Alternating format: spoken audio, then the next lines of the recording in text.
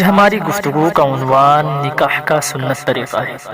الحمدللہ رب العالمین والصلاة والسلام علی رسولہ الکریم، اما بعد، قال اللہ تعالی فی القرآن المجید، اعوذ باللہ من الشیطان الرجیم، ومن آیاته ان خلق لکم من انفسکم ازواجا لتسکنوا الیہا وجعل بینکم مودة ورحمة ان فی ذلک لآیات لقوم یتفکرون۔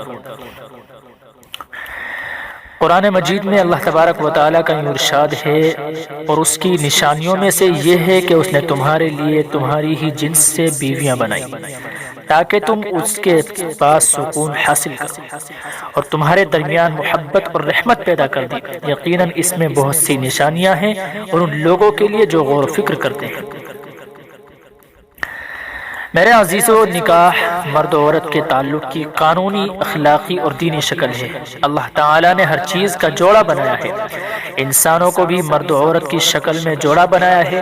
بغیر نکاح کے اگر مرد و عورت ایک ساتھ رہیں گے تو لوگ ان کو آوارہ اور بدکار سمجھیں گے، مذہب ان کو گنہگار کہتا ہے اور سماج میں ان کو گری ہوئی نگاہ سے دیکھا جاتا ہے۔ لیکن جب دونوں نکاح کے ذریعے ایک ساتھ رہنے کا اعلان کرتے ہیں تو ان کو نیکوکار سمجھا جاتا ہے، ان کو مبارکباد دی جاتی ہے اور ان کے لیے دعائیں کی جاتی ہیں۔ ایسا کیوں ہے؟ ایسا اس لیے ہے کہ بغیر نکاح کے مرد و عورت کا باہم جنسی تسکین پانا بے حیائی اور مجرمانہ عمل ہے اور اللہ کے قانون سے بغاوت ہے، جبکہ نکاح کے بعد جنسی آسودگی حاصل کرنا ذمہ داری، نیکی اور عبادت ہے، کیونکہ یہ دونوں اللہ تعالیٰ کے قانون کے مطابق رشتہ ازدواج میں منسلک ہوئے ہیں۔ معلوم یہ ہوا کہ جس چیز میں اللہ کا نام اور اس کے رسول صلی اللہ علیہ وسلم کی سنت شامل ہو اس میں رحمت و برکت ہے، اور جس چیز سے اللہ اور اس کے رسول کا حکم خارج کر دیا گیا ہو اس میں زحمت اور لعنت ہے۔ نکاح ایسی عبادت ہے جسے تمام رسولوں نے انجام دیا ہے، چنانچہ ارشاد ربانی ہے، وَلَقَدْ أَرْسَلْنَا رُسُلًا مِّن قَبْلِكَ وَجَعَلْنَا لَهُمْ أَزْوَاجًا وَذُرِّيَّةً۔ فرمایا کہ تم سے پہلے بھی ہم بہت سے رسول بھیج چکے ہیں اور ان کو ہم نے بیوی بچوں والا ہی بنایا تھا۔ چنانچہ حضور صلی اللہ علیہ وسلم کا ارشاد ہے، فرمایا کہ چار چیزیں رسول کی سنت ہیں: حیا، خوشبو، مسواک اور نکاح۔ آخری رسول محمد عربی صلی اللہ علیہ وسلم نے بھی نکاح کو اپنی سنت قرار دیا ہے، فرمایا النکاح من سنتی، نکاح میری سنت ہے۔ رسول پاک صلی اللہ علیہ وسلم نے مسلم نوجوانوں کو پاک دامنی اور پاک بازی کی تعلیم دیتے ہوئے نکاح کرنے اور پاکیزہ زندگی گزارنے کی تلقین کی ہے۔ فرمایا، اے نوجوانوں کی جماعت، تم میں سے جو شخص استطاعت رکھتا ہے وہ شادی کر لے، اس لیے کہ یہ نگاہ کی پاکیزگی اور شرمگاہ کی حفاظت کا ذریعہ ہے، اور جس شخص کے پاس شادی کرنے کی استطاعت نہ ہو اسے چاہیے کہ وہ روزہ رکھے، یہ اس کی شہوت کو توڑ دے ہوگا۔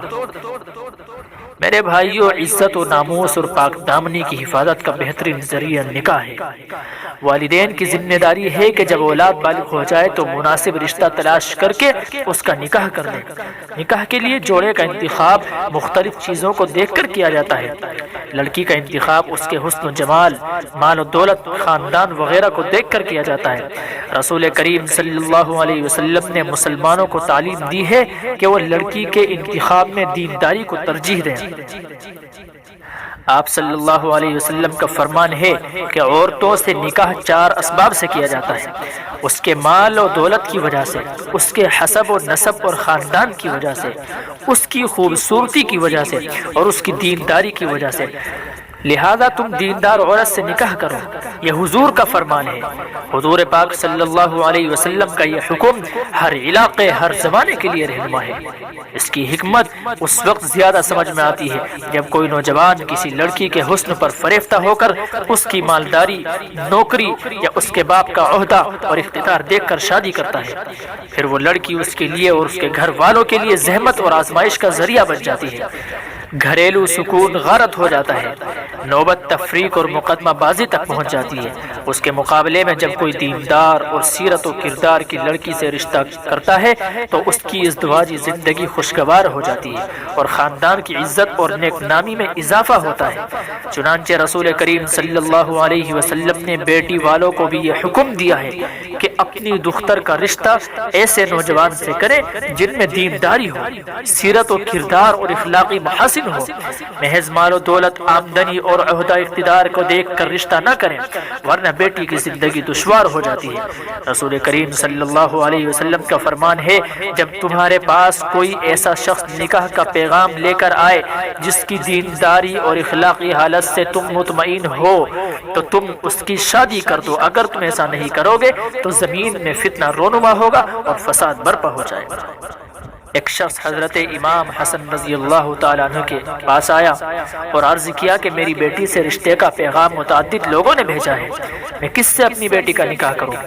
چنانچہ حضرت حسن رضی اللہ تعالیٰ عنہ نے ارشاد فرمایا کہ تم اپنی بیٹی کا نکاح ایسے شخص سے کرو جو اللہ سے ڈرتا ہے، کیونکہ اگر وہ اس سے محبت کرے گا تو اس کی عزت و توقیر کرے گا، اور اگر کبھی اس سے ناراض ہوگا تو اس پر زیادتی نہیں کرے گا۔ صحابی رسول حضرت ابو دردہ رضی اللہ تعالیٰ عنہ جس زمانے میں شام میں تھے، اس وقت ملک شام کے گورنر امیر معاویہ رضی اللہ تعالیٰ عنہ تھے۔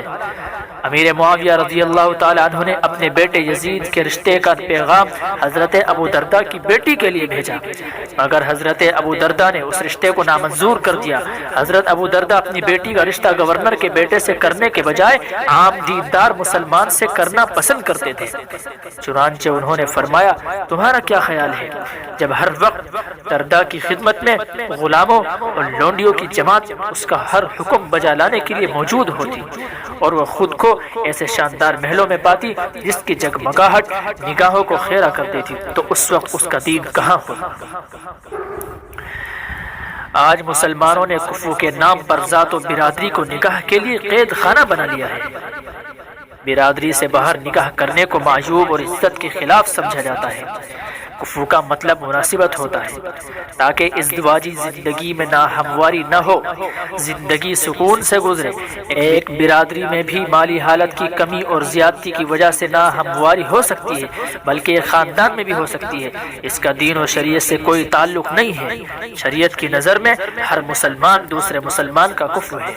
اسی لیے رسول کریم صلی اللہ علیہ وسلم نے ارشاد فرمایا کہ حسب و نسب یعنی ذات و برادری کے مقابلے میں دینداری کو نکاح کے لیے پسندیدہ معیار قرار دیا ہے۔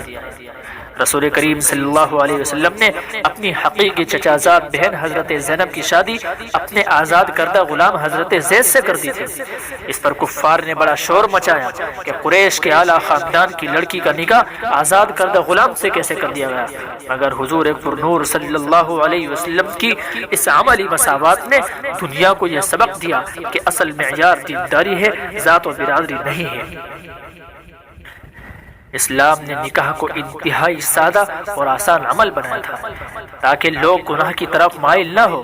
نبی کریم صلی اللہ علیہ وسلم نے ارشاد فرمایا، برکت کے لحاظ سے سب سے عظیم نکاح وہ ہے جس کا خرچ سب سے کم ہو۔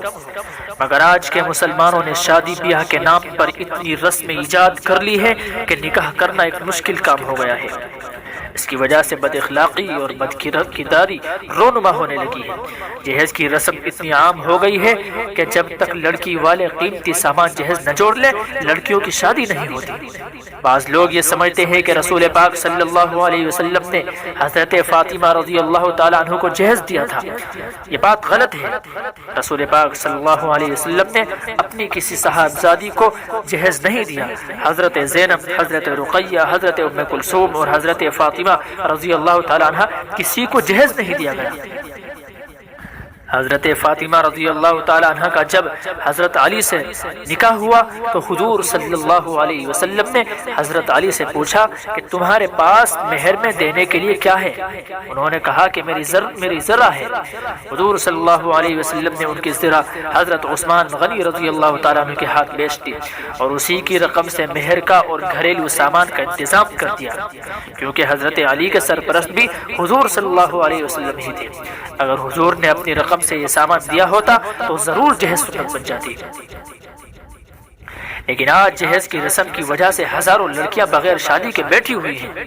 آج معاشرے کے اندر جہیز کے نام پر جو خرافات پھیلا ہوا ہے اس سے مسلم معاشرے کے اندر تباہی و بربادی پھیلی ہوئی ہے۔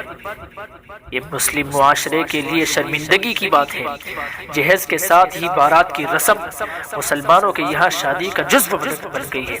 اکثر بارات کی جو تعداد طے کی جاتی ہے اس سے زیادہ باراتی پہنچتے ہیں۔ شریعت، شرافت اور ضمیر تینوں کی عدالت یہ فیصلہ کرتی ہے کہ یہ کھانا درست نہیں ہے۔ بعض علاقے میں نکاح سے پہلے منگنی کی رسم اور نکاح کے بعد چوتھی کی رسم ہوتی ہے۔ اس میں بھی باراتی کی طرح بڑی تعداد میں لڑکی والوں کے گھر مہمان بن کر آ جاتے ہیں اور ان سے فرمائشی کھانا کھاتے ہیں۔ یہ ساری رسمیں درست نہیں ہے۔ سن لو مسلمانوں، یہ ساری رسمیں ہیں جو اسلام کے اندر نہیں پائی جاتی۔ یہ اسلام کے اندر خرافات ہیں جو اسلام کو بدنام کر رہے ہیں۔ اس کے ذریعے سے اسلام نے لڑکی والوں پر کوئی خرچ عائد نہیں کیا ہے، جبکہ لڑکے کو حکم دیا ہے کہ وہ اپنی استطاعت کے مطابق نکاح کے بعد ولیمہ کریں۔ ہندوستانی سماج میں غیر مسلموں کے زیر اثر ہم مسلمانوں نے سنت کو بدعت میں تبدیل کر دیا ہے۔ اللہ ہماری اس سے حفاظت فرمائے۔ بعض علاقوں میں جہیز کے علاوہ لڑکی والوں سے نقد رقم کا مطالبہ کیا جاتا ہے۔ افسوس ہے آج مسلم معاشرے پر، ایسے نوجوانوں پر جو جہیز کا مطالبہ کرتے ہیں۔ لڑکے کی مالی تعلیم اور سماجی حیثیت کے مطابق رقم ادا کی جاتی ہے۔ ایسا کرنا صریح گناہ ہے اور ظلم و زیادتی ہے۔ سن لو مسلمانوں، کان کھول کر، یہ گناہ ہے اور ظلم و زیادتی ہے۔ بعض حضرات نقد رقم کا مطالبہ نہیں کرتے مگر امید کے مطابق لڑکی والوں سے رقم لے لیتے ہیں اور کہتے ہیں کہ ہم نے مانگا ہی نہیں، خوشی سے دیا گیا ہے۔ یاد رکھیے یہ وہی تعویل ہے جو یہودیوں نے مچھلی کے شکار کے لیے کی تھی۔ شریعت کی نظر میں جو چیز معروف ہو جائے یعنی رواج پا جائے اس پر عمل کرنا ایسا ہی ہے جیسے شرط لگا دی گئی۔ نقد رقم لڑکی والوں سے لینا خواہ مانگے یا بلا مانگے دونوں ناجائز ہے۔